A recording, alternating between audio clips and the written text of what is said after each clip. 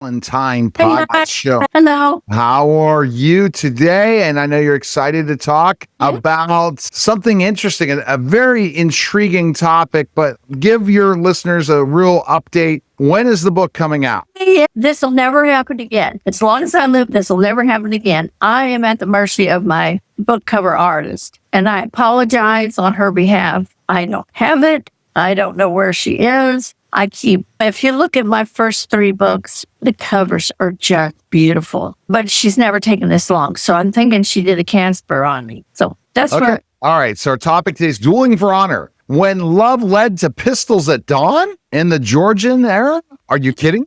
So why were duels such a common way for men to defend honor in the Georgian and Regency eras? They really were not all that common during the Regency and Georgian era. They had been outlawed, and you could have a duel, you could set that up. But if you killed your opponent, you would probably have to leave the country, at least for a while. Now, if it was a duke, maybe they could get away with it, because you have the higher you are in the echelon, the more you can get away with. You could kill your wife. Anybody could kill their wife as long as they just said, oh, she fell down the stairs. But with duels, it was a little bit different. There were men that were pretty easily swayed into that would challenge. And usually there were 2 things that had happened over. You cheated at cards, because gambling was very big back then. You cheated at cards, or you cheated with his woman. It could be his wife, his mistress, whoever. But those 2 things were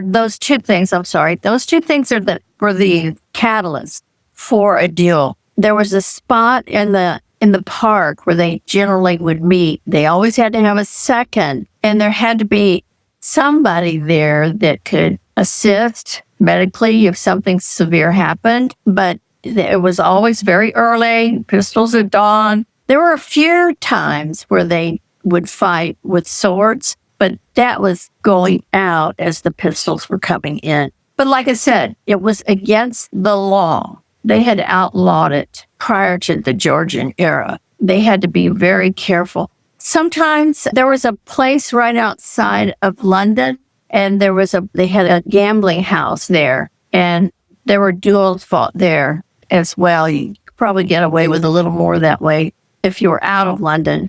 But women and cards still can get men agitated. Absolutely. How often did matters of the heart, affairs, broken engagements, or insults spark duel or spark any type of fight? Oh, yeah. That was a little more common to see a brawl. And that can happen at a ball.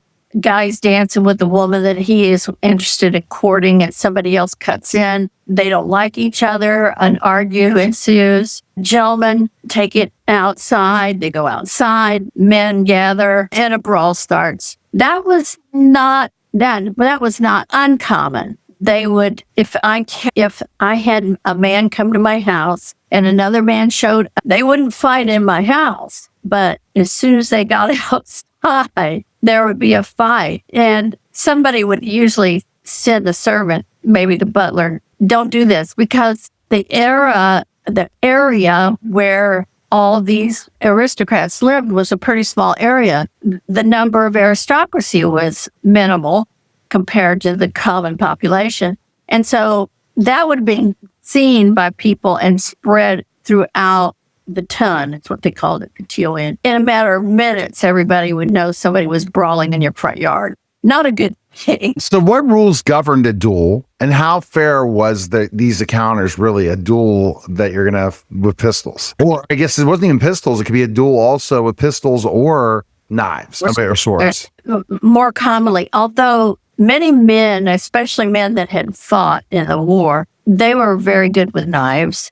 There was a group of men from Eton that had gotten an interest in knife throwing. And so they started a club. And so throwing knives was a very clean way of doing away with somebody, nobody really recognizing that until everybody was gone. Do you know what I mean? Yeah. You could go up to somebody and stab them, slash their throats, prop them up in a corner and let them bleed out. You'll be gone. Nobody knows what happened. And that happened a lot in taverns. around taverns, in alleys. But the rules for a duel were very precise. You had to have a second. You had to have somebody take care of the wounds if there were any. There had to be a set time. And most of the time, if the person that challenged, they had to be pretty proficient before they would even challenge. The person they challenge, if they're not very good at the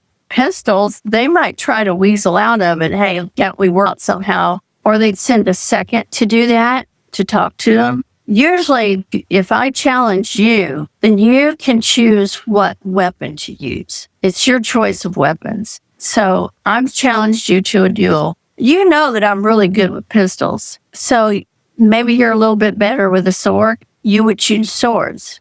But using pistols, most of the time, you might wound somebody, but a lot of times they were so far off, it didn't matter. Pitiful. That's what I would hope for if I got in a duel. I hope this guy's really bad. And most times they are, right? Hopefully, yes. All right. Can you share a famous duel fought over love or reputation?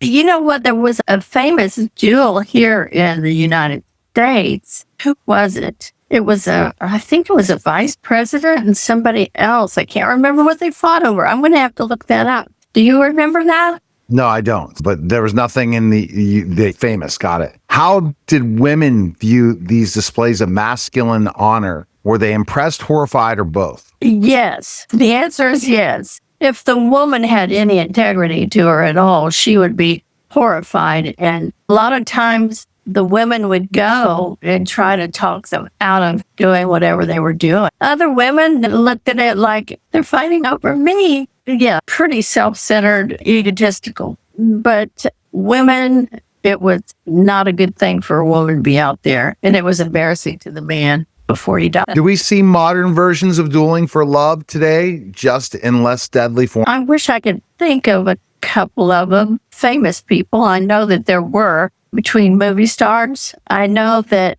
a long time ago, there was some kind of an issue around Lana Turner and her paramours. I can't remember the circumstance. She had a pretty colorful life. Her daughter ended up killing her husband. He was a mean man. Yeah. And they went to trial. I think Lana Turner said she's the one that did it, but later her daughter came out and said she was the one that killed him. She was found innocent. Terrible, huh? So, duels for women. No duels for men in that time? No women fighting over men? For women? I mean, for men, like women fighting. Oh, women fighting? Yeah, I'm sure there were. I haven't read of any, but I remember seeing something about a fight that ensued, but it was in the French royalty, not the English. And a woman grabbed the other lady's hair and it came out. It was, they had these extravagant hairdos. And so it wasn't real hair. She grabbed her hair and pulled, and it ripped. But I saw a thing on TV just not a few days ago. My husband watches weird stuff. These two women were fighting. They grabbed each other's hair. And I've seen that several times. And why don't they just punch or kick or something instead of grabbing hair? So they looked like two deer that were stuck together. The antlers were stuck together. But Right. if you were in the aristocracy as a woman to fight, you would be cut. You would get the cut direct is what they call that. All right. Best place to go is MinaValentine.com. Yes, please do. All right. Appreciate it, Mina. Thank you. All right. That was a special simulcast. Go ahead. Good weekend, everybody. All right. That was a special simulcast of the Neil Haley Show and the Mina Valentine podcast, guys. Take care.